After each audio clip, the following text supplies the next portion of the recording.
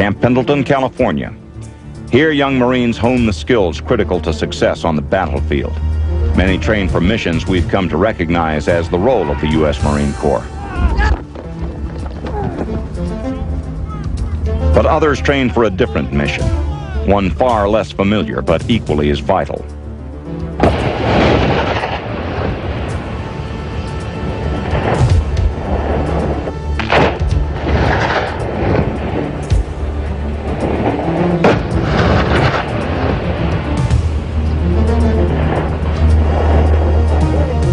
First Platoon, Charlie Company. These are the first combat engineers of the U.S. Marine Corps. Like any Marine, their job is to defend freedom at a moment's notice. But unlike their brothers who use high-tech weaponry to deliver the deadly blow of high explosives, these men face a more immediate task: the application of explosives by hand. Their job? Blow the bridge, trench the road, or mine the field. On this bottom fuselage right here, for anti-handling device, basically what we do, depending on what unit you're in, your construction work and demolition work.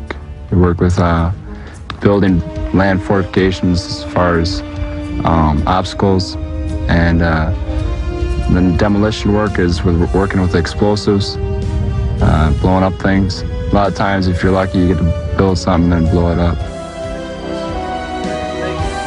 The combat engineer's job is to be as complete and diverse a Marine as the battlefield can utilize. In addition to the traditional skills of warfare, they must handle tricky and delicate explosive devices. They are expected to be the first in and the last out of a fight. They must be cool under fire and have nerves of steel. And they are expected to handle sufficient explosives to stop an enemy platoon, or their own, if they are not careful.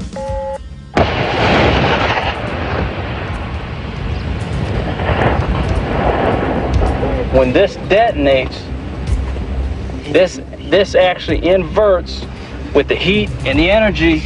What happens, it's like this. When it detonates, it just blows straight down. That's all it does. And the heat and the energy, the force goes straight into the ground.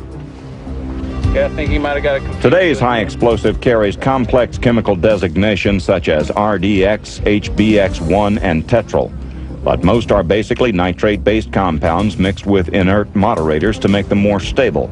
They require a severe shock or detonation to unleash their immense power. the type of explosives that we use, there's a variety of them. It depends on the job that we're going to do.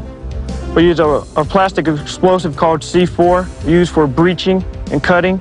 We use TNT for like pushing stumps, doing dirt removal when we're going to make tank ditches. We have mines that we use to stop and channelize vehicles and personnel. Today, these Marines are rigging explosives on simulated targets. Each device does a different job, but all are designed to assist the Marines in carrying out their combat duties. When the fuses are set and the troops withdrawn, it is time to test their handiwork.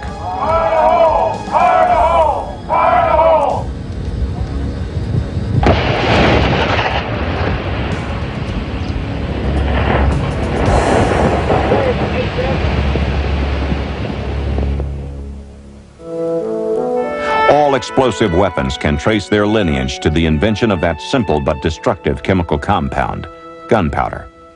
The invention of gunpowder was the single most important advance in the annals of warfare. It began in ancient China. The rocket was probably one of the very first applications of after the invention of black powder, propellant as it's now known, or gunpowder. The idea very basically was that as the black powder burnt, the forward motion carried a small canister with some sort of tail providing stabilization. The Chinese were always quoted as the first users of these things. From them came the Indians, who showed the British what rockets were, and from them the British went on to develop quite sophisticated war rockets of their own, Napier and Hale rockets, for instance. In 1867, the Swedish inventor Alfred Nobel combined nitroglycerin with wood pulp to produce dynamite. The Europeans rapidly developed large guns to propel high explosives as far as possible.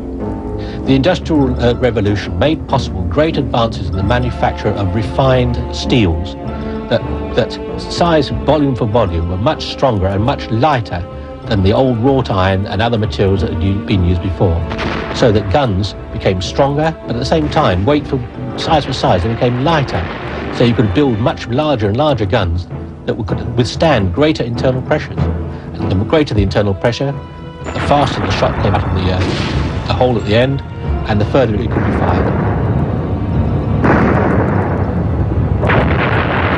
By the early 20th century, exploding projectiles with timed fuses had been sufficiently refined that they yielded much higher casualties than their predecessors.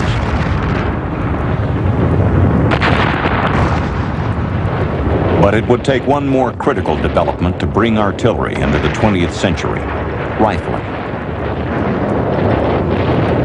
What that in fact is, it's grooves inside the barrel that twist the projectile as it is pushed down the barrel. Now this twist makes the projectile spin, and so therefore it stays much more stable in flight for much longer. You can therefore you point a gun at a target with a pretty fair realization you're going to hit it. And what also happened was that to make the projectile even more stable, they became longer, they became elongated. So instead of the round cannonball, the projectile was longer. We came to the sort of the classic shell type shape that we came now. That shape spins, and as it's longer, you can pack more explosive into it. So it actually hit the target, but with a far more destructive bang. A single large shell could now do the work of dozens of older projectiles. By the First World War, weapons of unprecedented size were being developed. The largest and most infamous was the Paris gun. This German weapon fired huge 228-pound shells into downtown Paris from well behind German lines. It consisted of a very, very, very long gun barrel. I think it was about 156 calibers long, whereas most guns at the time were 30 or 40 calibers was long. And from a range of 72 miles and hidden away in a forest, it could literally rain shells on Paris. That was the idea. As artillery became larger and less mobile, it was also more vulnerable to a new use of high explosives, the delivery of bombs from the air.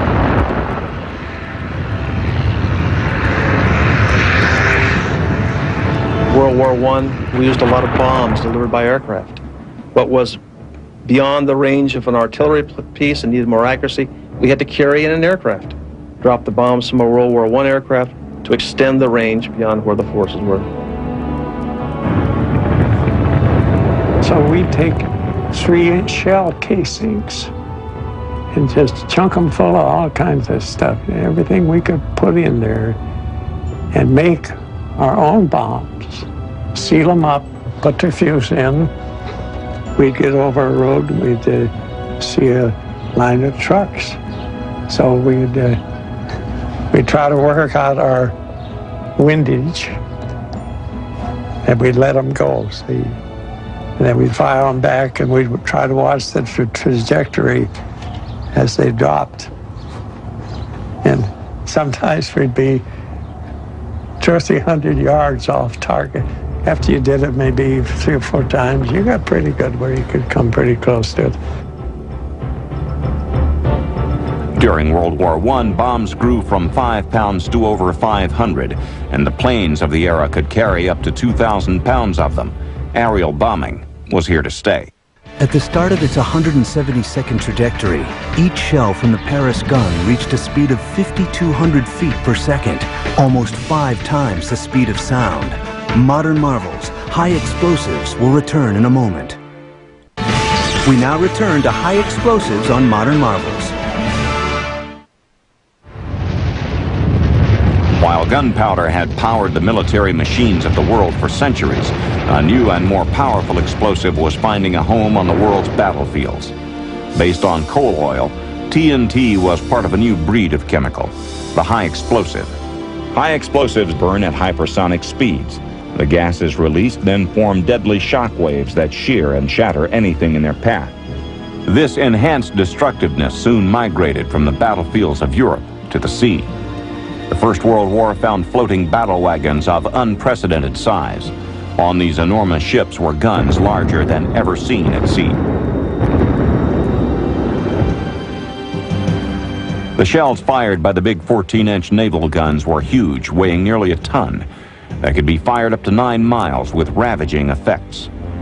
Large crews were needed to handle the enormous explosives.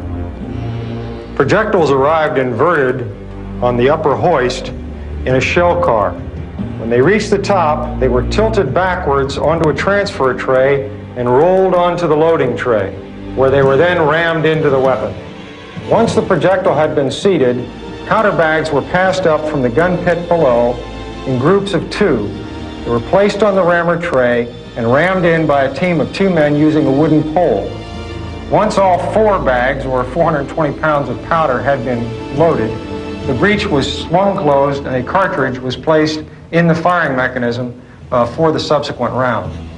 About 16 men operated this level of the turret. Temperatures in here could raise to approximately 120 degrees. While naval artillery claimed victories on the surface, the balance of power was shifting to explosives fired from beneath the waves. Most of the submarine technology in the First World War was very low technology. It was really a matter of putting explosives into a tin fish and sending it out propelled by compressed air with a contact detonator which exploded when it contacted something. This silent killer, packing up to 500 pounds of TNT, was a new twist in the stealthy delivery of high explosives and shook the navies of the world to their core. From nearly 3/4 of a mile away, a submarine could sink the largest ship with impunity. Back on land, it was not large explosives, but the rapid-fire machine gun that was revolutionizing warfare. The First World War was really dominated by the machine gun and the trench, and very high casualties. A 2 or 3 man team could put a large amount of firepower down very quickly. If you had lots of machine guns, the infantry could not really move because there was so much firepower there. The advent of stable explosive powders allowed for the development of rapid-fire weapons. Hundreds of bullets could be fired in just minutes from a single gun.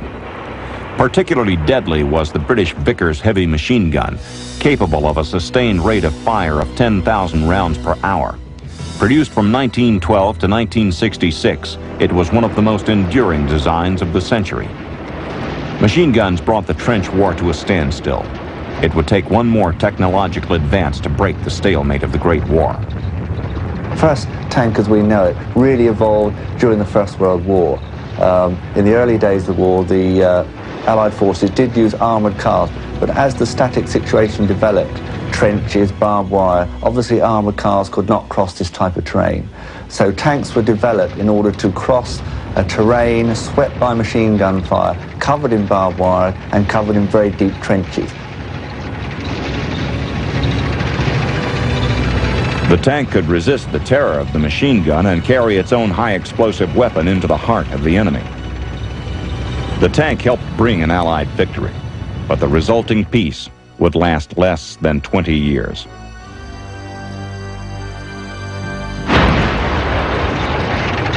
As Germany broke out of its interwar confines in the late 30s, other nations looked at their own military resources and found them sorely lacking. The largest war of all time was coming, and it was to be the absolute height of the use of high explosives in human history.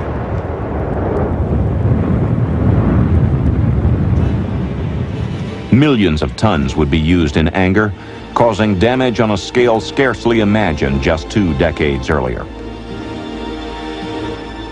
While most of the world had developed their weaponry little since the First World War, the Germans had not been so complacent. By the time the Second World War came around in 1939, most of the Allied nations were still using the guns they were using in the First World War. Now, the nation that was perhaps best situated in 1939 for a modern artillery war was Germany, because after 1918, the Treaty of Versailles virtually removed all the artillery they had.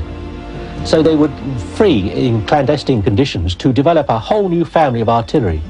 And by 1939, they were well on the way to producing those guns in great numbers, which is what modern war requires, not just modern guns, but large numbers as well. And the Allies had a heck of a job to actually try and catch up with them. But by 1942, America's superior mass production skills enabled the Allies to counter the German guns through sheer numbers. World War II was the apex, or the high point, as far as the artillery use in our history. And the reason it was not because we had that much better weapons or that much better ammunition, but it was because we were very flexible, and the main thing is we could mass our fires from many locations. We could sometimes put 8, 10, 20, 30 battalions on some of the critical targets. This is something that most of the other artilleries couldn't do. Improved tactics required the modernization of the fuses for the shells to maximize the explosive effects. Prior to World War II, we had the time fuse. And that was a fuse that you set on the head of the projectile, and you turned it like a clock and you set the time on it. When you fired it out there, you set the time according to the range. You wanted it to burst at a certain point. In most cases, inaccurate. The proximity fuse was a new and deadly advance in shell design. Sensing the distance to the ground with radio waves, it would explode at a predetermined altitude set to inflict the maximum damage on the target below.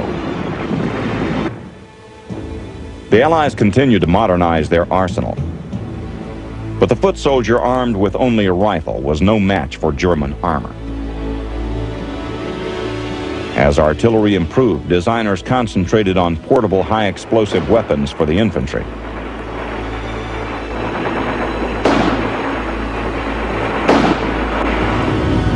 The mortar, lobbing a 7-pound charge up to 3,300 yards, was a deadly weapon that carried small artillery into the field with the individual. The hand grenade packed 4 ounces of black powder into a fragmenting case that could kill combatants 75 feet away.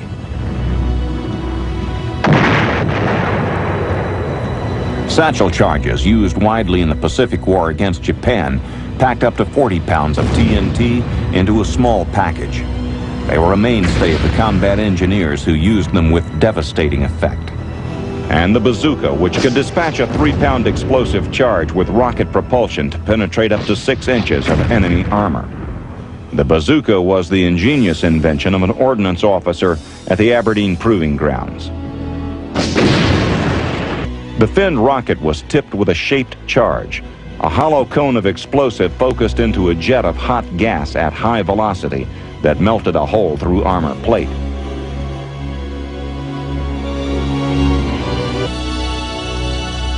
The use of these improved weapons blunted the German land offensive in Europe. And behind enemy lines were the fighters of the American Office of Strategic Services, or OSS. These brave men specialized in covert demolition, which slowed the German war machine. We had regular demolitions to use, to blow bridges, to blow culverts,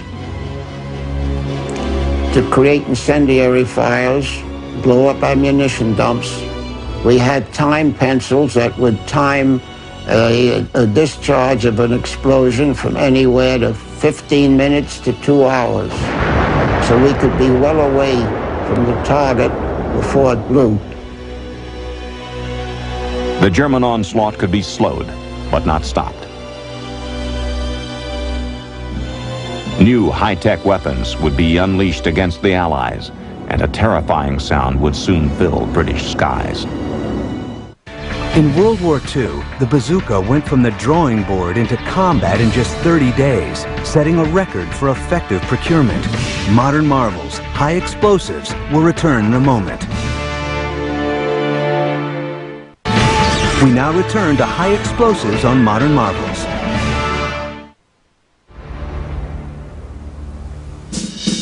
Explosive force delivered as far and as accurately as possible.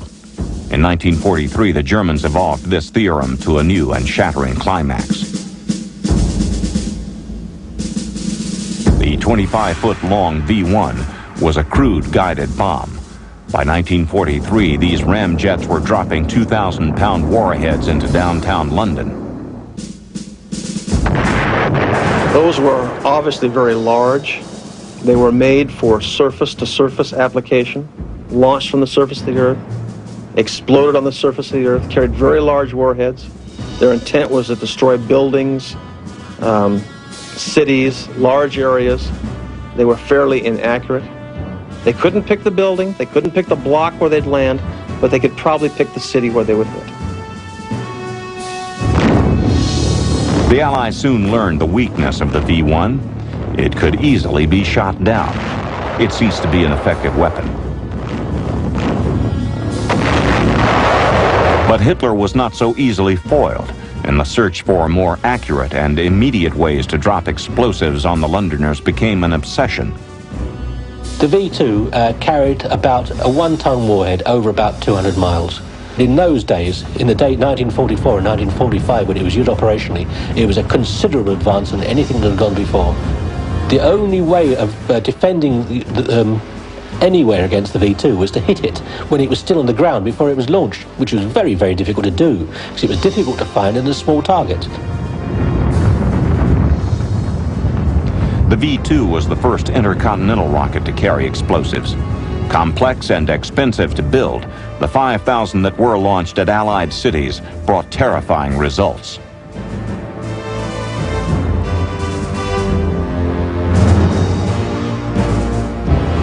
In sharp contrast to these high-tech rockets, the Germans also relied upon simple landmines to slow the Allied advance. Large anti-tank mines designed to stop Allied armor were usually used in combination with anti-personnel mines.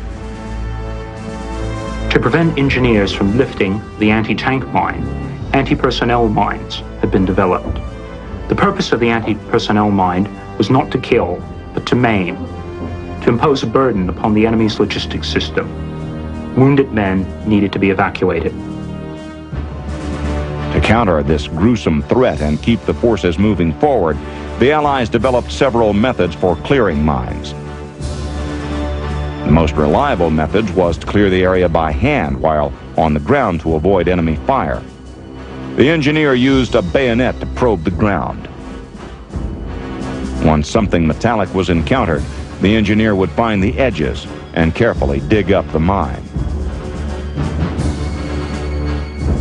Generally, we sent teams in there. You usually worked in pairs, and you wanted to know who you were working with pretty well.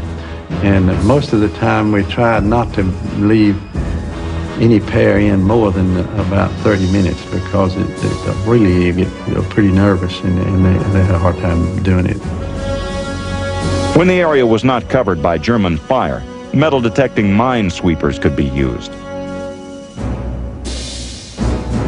But as the Allied mine-breaching methods became more efficient, the Germans countered with more ingenious mines.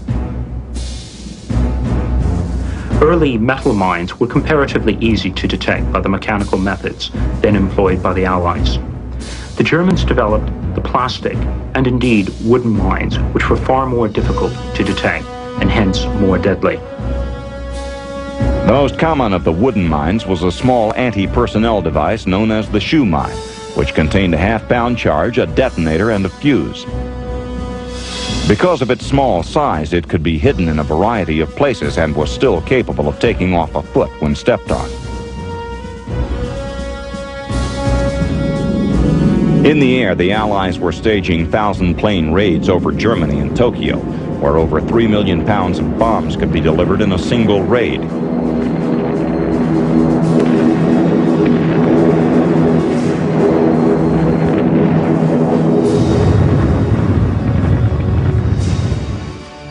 And in the sea, both the Atlantic and the Pacific, more accurate torpedoes blew apart new ships.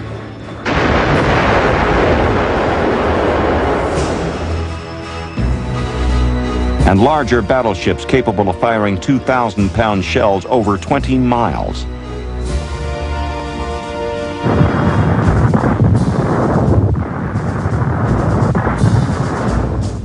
Back on the soil of Europe, the ultimate expression of conventional artillery was firing at Allied targets. It was the biggest gun of all time. And that's the sole reason why it was built. It was a Wagnerian obsession by Hitler and the Nazi regime to have something that was bigger, that would really be absolutely the greatest gun of all time. And it was a whopper. The shells were taller than a man. The caliber, the actual width of the barrel was 800 millimeters. But in military terms, it was laughable, because the actual resources to actually make the gun were such that you could have used the same resources, material, manpower and everything else to virtually arm a division of panzers. While the huge gun was a logistical failure, its effect on the Allies was profound. The sound of that shell coming in, I'll never forget. It sounded like a boxcar coming through the air sideways, but it was a demoralizing gun. Just to hear that thing fired would cause you all kinds of heartburn. The search for bigger guns packing a more powerful punch reached its staggering climax in World War II. Until the final, most devastating weapon of them all took the crown away from conventional explosives.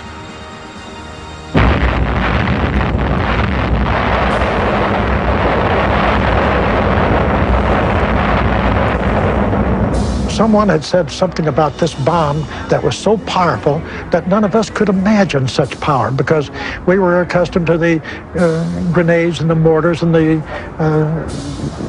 TNT that we'd put together to blow up things. And it was hard to believe until we got to Nagasaki. And here was this city completely wiped out. It was nothing but rubbles of concrete. There were cornerstones of buildings around, but no buildings to sit on them.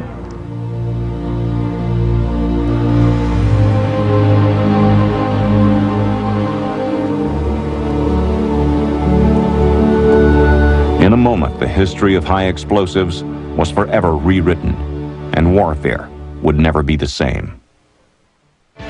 Because the V-2 traveled supersonically, it reached its target in silence, giving no warning before impact.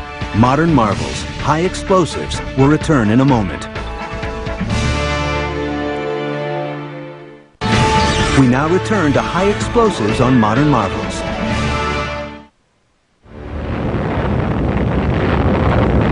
The awesome bombs carried the punch of thousands and later millions of tons of conventional explosive. They were so powerful that a new measure of explosive force was invented, the kiloton, equal to 1,000 tons of TNT. The million-pound equivalent, the megaton, was later added to the books. The Hiroshima bomb was equivalent to 15,000 tons of TNT, or 15 kilotons. Tests confirmed the shocking numbers. What they were basically trying to do is to find out exactly what sort of genie they'd actually unleashed from the bottle. What they really wanted to know was what sort of empirical data could they gain from this device. Actually, how powerful was it? What effects would it have? How far would the fallout go? What effects would it have on targets on the ground? They used warships. But they also had measurement devices on the atolls to measure the blast, to measure the damage inflicted, to work out what sort of casualties they would actually produce. Nuclear weapons were so total in their destructive potential, many thought that the days of conventional bombs and bombers were gone forever. But then the United States was dragged into yet another military engagement, the Korean War. It was a limited war with limited goals.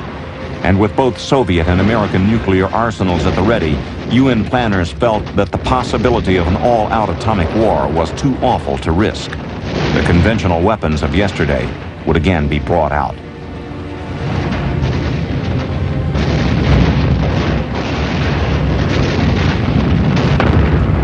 By the time of the Korean War, artillery wasn't much advanced than it had been in 1939. The artillery strategy was such that we were almost back to the Great War in many ways, because the nature of the terrain in Korea meant that you couldn't use armour. Ordinary conventional towed artillery was used most of the time. And artillery just went back to the days of the Great War. It was trench warfare all over again. Traditional high explosives powered the U.S. war machine in its relentless assault against North Korea. The huge stockpiles left from World War II were brought into the conflict. Though the atomic bombs were left in storage during Korea, the development of nuclear weapons, the final word in explosives, went on. But America held a monopoly on the power of the atom for just 3 years. Then, in 1948, the Soviet Union tested their first atomic device, and the nuclear arms race was underway. The testing of the first hydrogen bomb upped the ante. With new weapons 5 million times more powerful than the Hiroshima bomb, the priority was to find a way to deliver them to the heart of Russia. Whereas vast fleets of bombers were available in World War II, the Cold War found small numbers of nuclear bombers, but they had to be big, fast, and able to penetrate hostile Soviet airspace.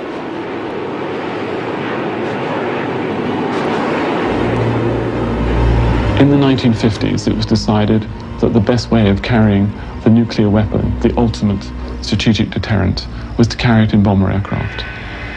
American bomber technology had reached a pinnacle with the 8-engine B-52, the Stratofortress. It's the classic American post-war bomber.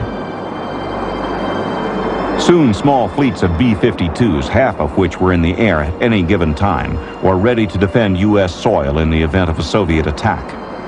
But an even faster and more deadly method of attack was in development.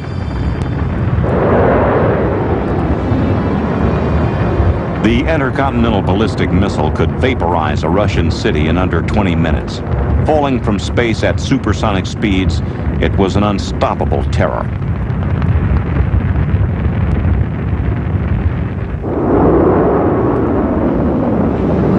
But even as plans for atomic war on a vast scale were being drawn up, ideas were also being considered for smaller, more limited nuclear engagements. Atomic Annie was a 240mm gun produced in the United States during the 1950s. It was unusual in design. It had a twin tractor unit, but the main difference was, as far as the gun was concerned, it fired an atomic projectile. It was just an oversized gun. In fact, it was so big and so heavy, it was difficult to move, and it fell out into disuse, not because it was an atomic gun, but because it was such a bitch to move. The search resumed for stealthier, more mobile ways to deliver a nuclear punch. The superpowers turned again to the submarine. They are equipped with the latest technology in terms of computers, in terms of sonar systems, listening devices, and in weapon systems. Not only do they carry torpedoes, they also carry missiles which can be launched submerged to attack surface targets. They're an all-round weapon system. They're the capital ships of the conventional Navy. Able to launch just offshore from the Soviet Union, a single American submarine could now launch a missile attack equivalent to almost 140,000 fully loaded B-17 bombers. It was the single most destabilizing development of the Cold War. When the United States entered the war in Vietnam, it found itself in an all-too-familiar place. Caught in a regional undeclared war, it had to restrain its nuclear might and return to the use of conventional weapons. Once more, high-explosive bombs, shells, and explosives would go to war.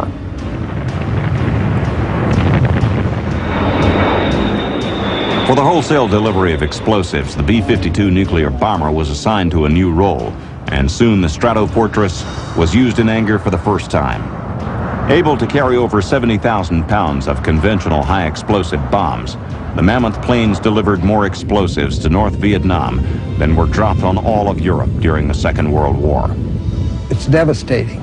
A good box will kill everything in it for a distance of 1 mile in length and 1,500 feet wide. 324 weapons in that area in 15 seconds.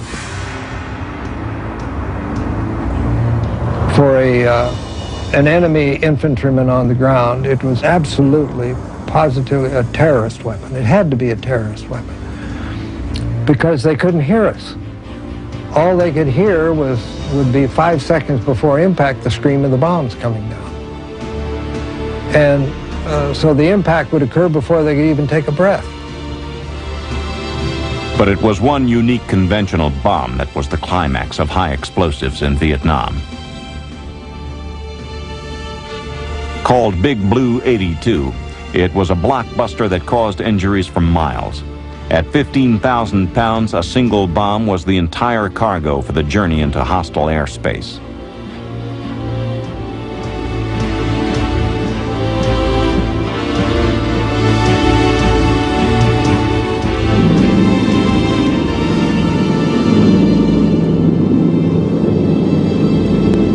Delivered from the hold of a C-130 cargo plane, the bomb was slowed by a parachute and drifted to its target.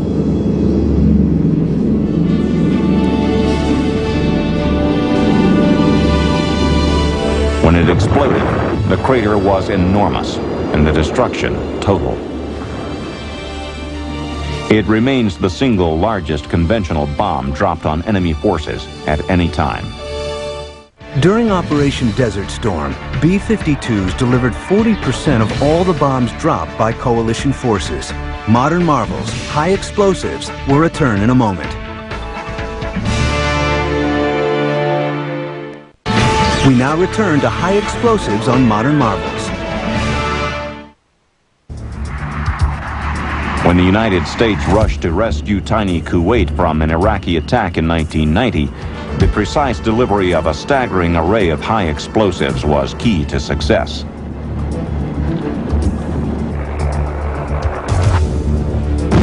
Once again, the doomsday weapons were left in their silos. This war would be won with the ultra-accurate long-range delivery of conventional weapons deep behind enemy lines. Tomahawk cruise missiles epitomized the high-tech long-range weapon.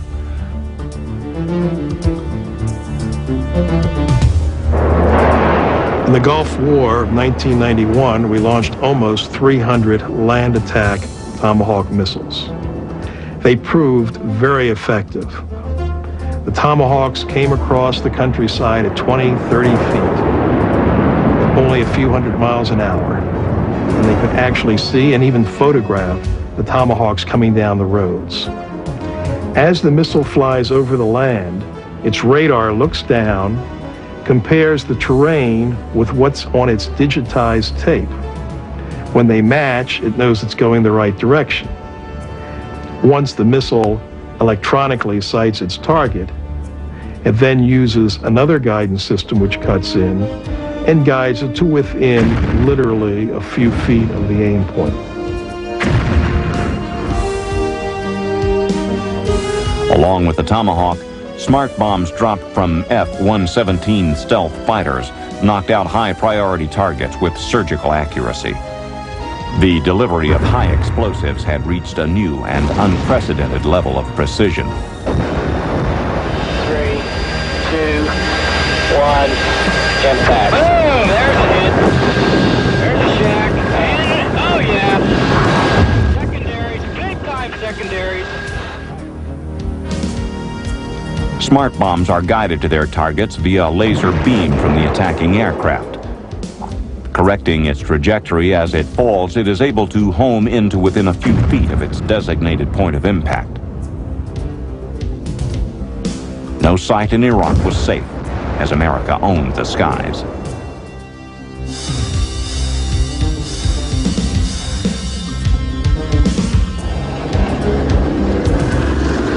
In contrast to these high-tech weapons, the MLRS, or Multiple Launched Rocket System, gave new life to the unguided rocket.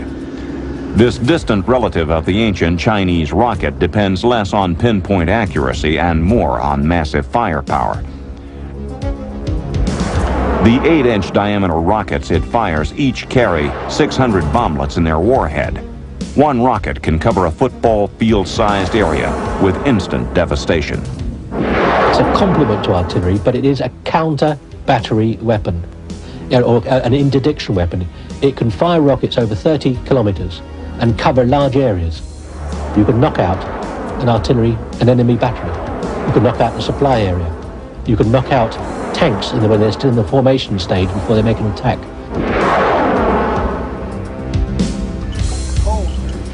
But even in this age of high-tech massive firepower, there is no replacement for the accuracy of hand-placed high explosives. It is for this role that the Marines of Camp Pendleton train daily. Today, Charlie Company will attempt to take out a simulated enemy position with high explosives. There's a bunker or objective on top of a hill, and we got to assault through some barriers of concertina wire and barbed wire and engineer stakes and rough terrain to get to the objective to take out the objective. The objective? A hilltop fortification surrounded by trenches and barbed wire. Bangalore torpedoes. Joined sections of pipe filled with high explosives are inserted through the barbed wire obstacles under the cover of smoke grenades.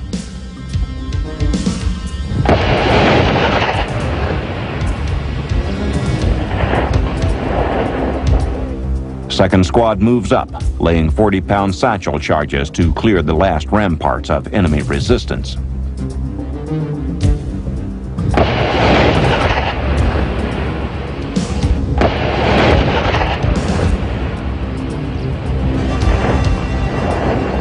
Finally, the objective is taken and the exercise complete. This sort of training paid dividends in Desert Storm, where the munitions men still had a job to do. One squad would go to a bunker, and then we would come up real slow first, and then we'd check it out, look inside the bunker. We find any munitions inside the bunker, make sure there isn't any prisoners, any prisoners in there, any soldiers. And then sometimes we use grenades, sometimes we use satchel charges. We'll go in and we'll prime up some explosives and we'll blow it in place. We go from bunker to bunker.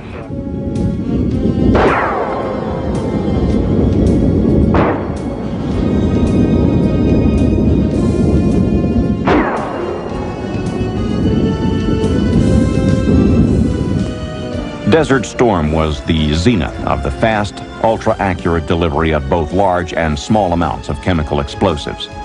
It was a reminder that large-scale conventional warfare is still a possibility, and one that must be prepared for.